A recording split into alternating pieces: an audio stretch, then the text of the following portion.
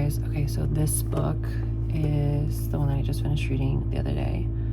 It's called The Most Famous Girl in the World by Iman Hariri-Kia. This is what the spine looks like in the back. I literally found this from just perusing at Barnes. I literally was just like looking for a book and I couldn't find. It's funny because there's so many that I want to read, but then I was just like trying to find one, like a new one that I wanted to read. It was weird. I was at the store for like almost 3 hours, and I found this one just literally from browsing by myself. It was either this one or I already forgot what the other option was, honestly. I have it on my Instagram somewhere. But this, I've never heard of this book before, and it came out last year, I think. I thought it was okay overall. I thought it was good. What I do like about it is that it doesn't seem like fanficky. It doesn't seem like there's a trope that she's trying to stick to. It doesn't seem like it'd be like viral on TikTok or like on Bookstagram, something like that. Do you know what I mean? Like, it's not one of those. It doesn't feel like one of those that you can just stick into a box. But basically, this book was about a writer named Rose. A writer named Rose. Sorry, I'm just like holding the door open so it's making noises.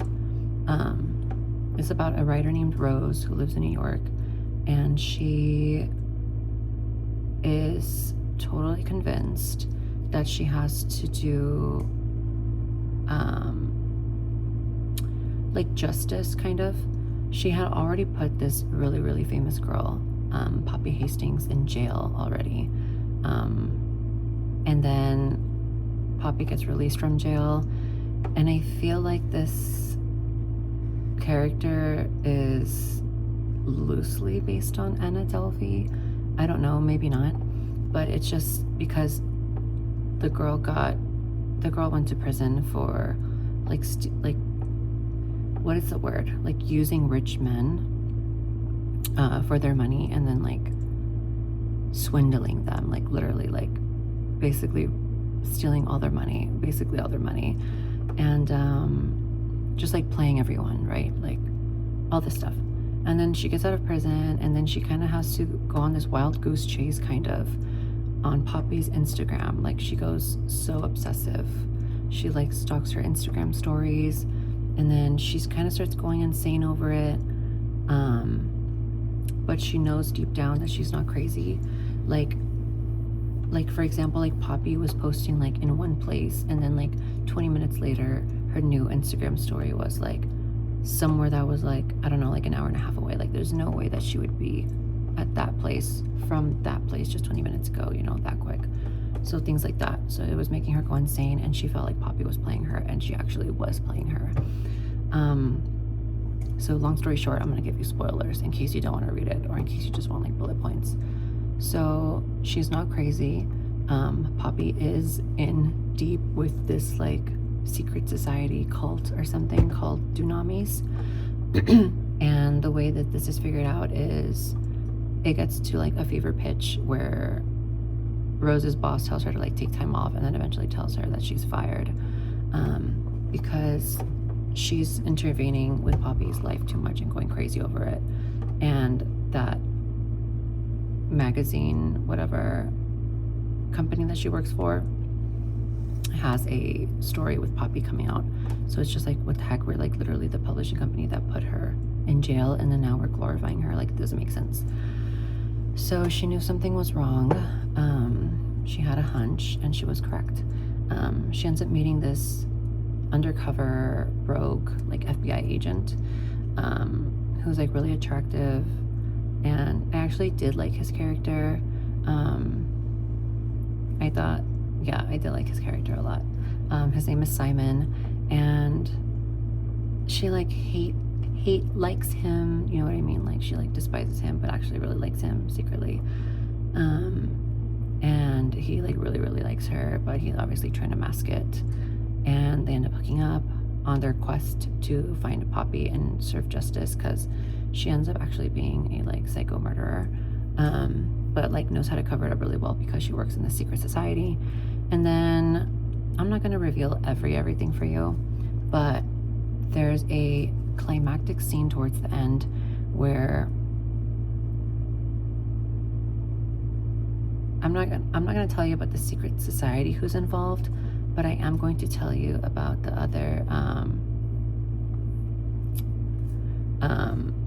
but I am going to tell you that her roommate, which I did not expect, this was a twist that I'm totally going to spoil for you if you don't mind, so spoiler warning. Her roommate is actually part of the CIA, and then her roommate's boyfriend is part of Interpol. And I was like, what? I was like, this is so weird. So then that was that. And then long story short, she ends up like becoming, I guess, boyfriend and girlfriend with Simon. And the very end of the book is literally leaves you at like the most vague ending. Like, you can interpret it a lot of ways, but the more I've been ruminating on it, because I read this like finished reading it like 4 days ago. The more I've been ruminating on it, I don't think it's like left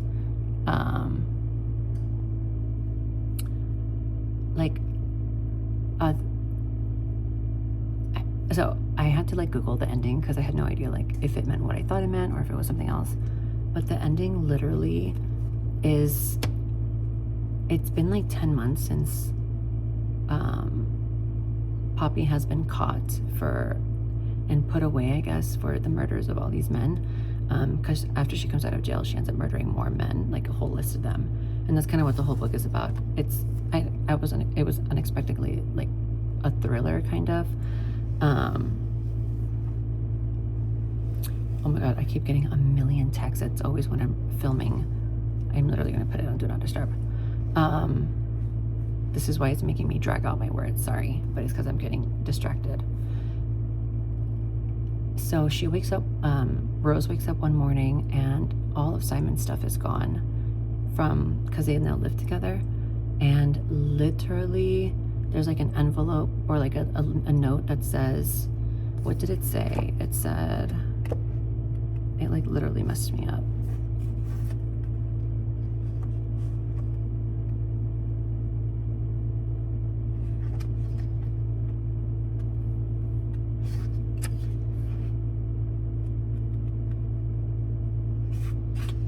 Okay, and it has like the symbol of like the secret society, so it's like totally Poppy Hastings that wrote this.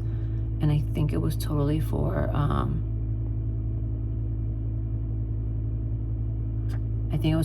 Simon and not for, obviously not for Rose.